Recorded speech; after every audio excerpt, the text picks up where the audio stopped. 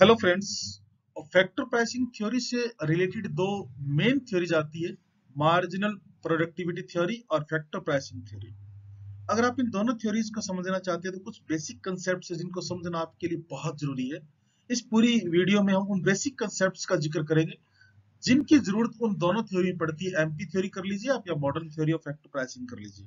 चलिए शुरू करते हैं। हम कुछ बेसिक कंसेप्ट्स है, जल्दी से इनको जान लीजिए ताकि आप ये थ्योरीज कर सके।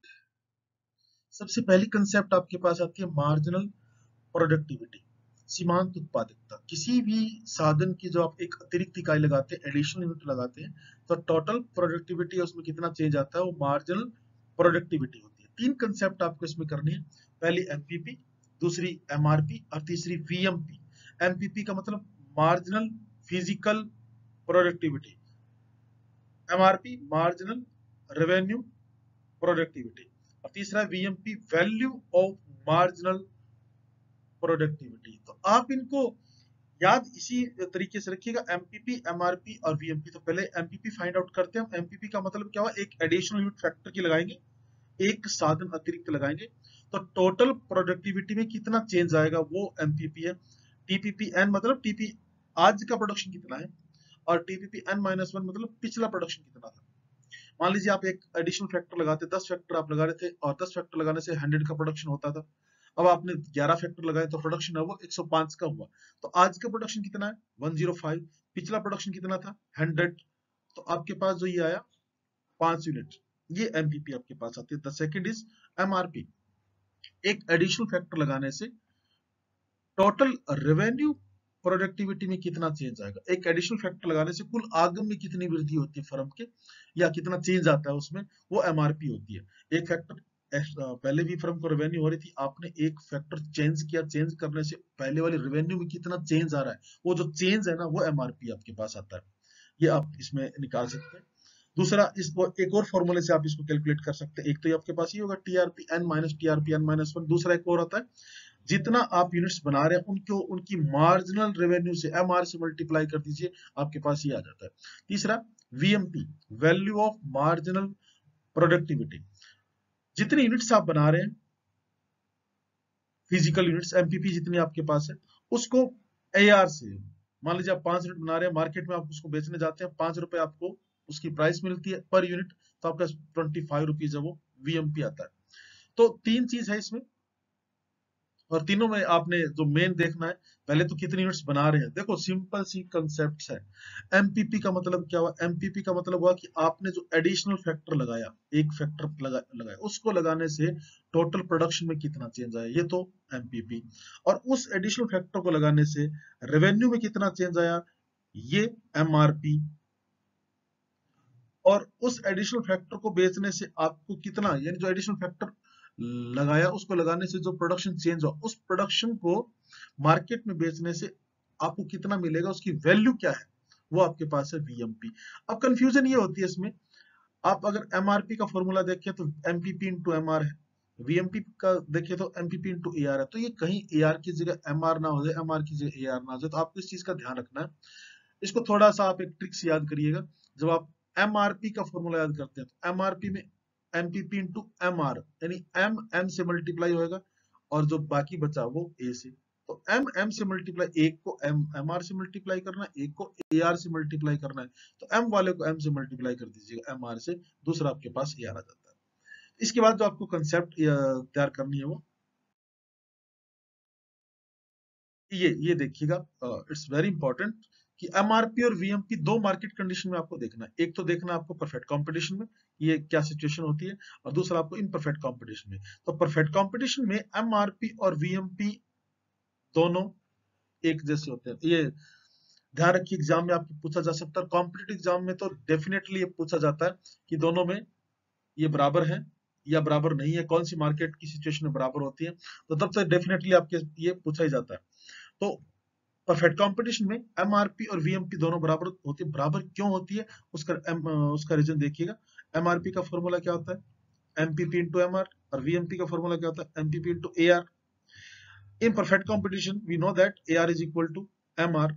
सो अब ये दोनों बराबर है, एमआर और एआर बराबर है, तो एमपीपी एमपीपी तो बराबर है ही। तो इसका मतलब क्या हुआ कि both are equal in perfect competition. But imperfect competition, और हमें पता है कि इम्परफेक्ट कंपटीशन है उसमें AR MR है वो बराबर नहीं होते।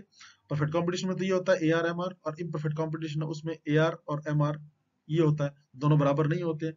जब दोनों बराबर नहीं होते हैं, AR और MR इक्वल नहीं होते हैं, तो आप ये दोनों इक्वल नहीं हो सकते हैं। MRP और VMP दोनों इक्वल नहीं हो सकते हैं, तो ध्यान रखिएगा। MRP is not equal to VMP in imperfect competition and both are equal in perfect competition। उसके बाद आप देखिएगा इसमें एक कंसेप्ट और आपने करनी है एवरेज प्रोडक्टिविटी की। एवरेज प्रोडक्टिविटी, औसत उत्पादकता। दो ही कंसेप्ट आप इसमें तैयार रखिएगा एवरेज प्रोडक्टिविटी में, एक तो APP और एक ARP। APP में एवरेज निकालना है, जो प्रोडक्टिविटी है, जो प्रोडक्शन है उसका एवरेज निकालना है, और उस प्रोडक्शन को मार्केट में सेल करने के बाद जो रेवेन्यू आएगी उसका एवरेज निकालना है आपने, उसका देखना है आपने। तो जितना प्रोडक्शन आप टोटल कर रहे हैं, टोटल प्रोडक्शन, उसको फैक्टर्स की यूनिट से डिवाइड कर दीजिए। यहाँ फैक्टर्स यूनिट्स के लिए मैंने L लिखा है, तो आप TPP को L से एवरेज निकालना, तो एवरेज निकालने के लिए जो फैक्टर आप पहले लगा रहे थे और अब जितना आपने चेंज किया हमने MPP में देख लिया, अब टोटल फैक्टर आप कितने लगा रहे हैं, टोटल प्रोडक्शन कितना हो रहा है, तो प्रोडक्शन को फैक्टर की यूनिट से डिवाइड कर दीजिए, आपके पास है वो APP निकल आता है। तो APP इस तरीके से। ARP निकालने के लिए जो APP आया, मान लीजिए 100 यूनिट्स आप बना रहे हैं, टोटल 10 फैक्टर आपके पास आप लगा रहे हैं, तो 10 से आपके पास वो APP आएगा, और 10 APP है और मार्केट में उनको सेल करने से 5 रुपए पर यूनिट प्राइस आपको मिलेगा, तो 50 रुपीज आपके पास है वो ARP निकल आएगा। तो APP का मतलब टोटल फिजिकल यूनिट्स कितने बना रहे हैं, टोटल फिजिकल प्रोडक्शन कितना है, उसको डिवाइड कर दीजिएगा number of factor. Number of factor कौन से, ये ध्यान रखिएगा, नंबर ऑफ फैक्टर का means number of variable factor, variable factor का ही निकलता है ये, तो वेरिएबल फैक्टर, और उसको मार्केट में सेल करने से आपको जो मिलेगा वो आपके पास ARP हो जाएगा। ठीक है, तो इसके बाद आपने जो कंसेप्ट करनी है रेवेन्यू के बाद, एक कंसेप्ट और करनी है, कॉस्ट की कंसेप्ट जरूर करिएगा, कॉस्ट ऑफ द फैक्टर्स। इसमें भी दो कंसेप्ट आपको करनी है, एक AFC एक MFC। AFC का मतलब एवरेज फैक्टर कॉस्ट, और MFC का मतलब ये कई बार स्टूडेंट्स सब कंफ्यूज हो जाते हैं AFC में। AFC है वो एवरेज फिक्स कॉस्ट भी होती है, जो आप एक सेमेस्टर कॉस्ट के चैप्टर में करते हैं, एवरेज फिक्स कॉस्ट। और यहाँ AFC का मतलब है एवरेज फैक्टर कॉस्ट, MFC का मतलब मार्जिनल फैक्टर कॉस्ट। तो टोटल फैक्टर कॉस्ट जितनी आ रही है उसको नंबर से डिवाइड कर दीजिए, it's very simple.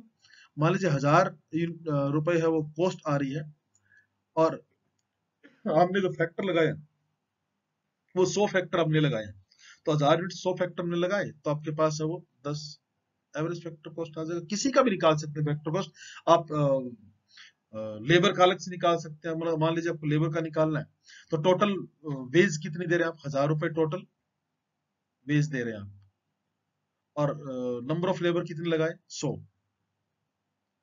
Average factor cost कितनी आई, एक व्यक्ति को कितना दिया आपने, 10 रुपए आपने एक व्यक्ति को दिया। मार्जिनल फैक्टर कॉस्ट उसी तरीके से निकलेगा जिस तरीके से MRP निकली थी। आज का रेवेन्यू और पिछला रेवेन्यू आपने उसमें से सब्ट्रैक्ट कर दिया था, ठीक उसी तरीके से कॉस्ट में आज की कॉस्ट कितनी है उसमें से पिछली कॉस्ट है वो सब्ट्रैक्ट कर दीजिए। जहां पर भी ये M निकालना होता ना, उसका हर जगह एक ही फॉर्मूला रहेगा कि करंट जो है उसमें से, करंट वैल्यू में से प्रीवियस वैल्यू को सब्ट्रैक्ट कर दीजिए, वो आपके पास रहेगा। AFC और MFC है, उसमें थोड़ा सा आप ध्यान रखिएगा, AFC MFC है वो परफेक्ट कंपटीशन है, उसमें ये रहती है AFC और MFC। आगे हम जो कंसेप्ट करेंगे उसमें काम आएगी अपने को। परफेक्ट कंपटीशन में AFC और MFC ये रहेगा, और इम्परफेक्ट कंपटीशन है उसमें ये अपवर्ड स्लोपिंग रहती है, ये AFC रहता है, और ये आपके पास है वो MFC रहता है इसमें। और पीछे जो हमने रेवेन्यू की कंसेप्ट की है, रेवेन्यू की कंसेप्ट में भी हमने जो ARP और MRP किया, तो जब आप कहीं डायग्राम बनाएंगे तो ARP MRP कर्व है वो भी ध्यान रखिएगा, ये ARP कर्व रहेगा नीचे की ओर आता हुआ ARP, और जो MRP का है वो उसको ऊपर से काटेगा और उसकी पीक पॉइंट पर काटेगा, ये ध्यान रखना। MRP ये आपके पास MRP, ये ARP और MRP उसको ऊपर से काटता है, पीक पॉइंट पर उसके काटता है। ये जैसे AC को MC मिनिमम पॉइंट पे काटता है, ARP को MRP है वो उसके पीक पॉइंट पर काटता है, इस बात का ध्यान। तो AFC और MFC ये चीज आपको बता सकता हूँ। परफेक्ट कंपटीशन हाउस में AFC MFC बराबर होते हैं, और इम्परफेक्ट कंपटीशन हाउस में दोनों बराबर नहीं होते। Thank you very much. ये कंसेप्ट है, आप सभी कर लीजिएगा, और इनमें कोई प्रॉब्लम हो तो आप कमेंट बॉक्स में मेरे से पूछ सकते हैं। नेक्स्ट वीडियो जो रहेगी वो मार्जिनल फिजिकल प्रोडक्टिविटी की रहेगी, तो उसको करने से पहले आप ये सारी कंसेप्ट अच्छे से समझ लीजिएगा। Thank you very much.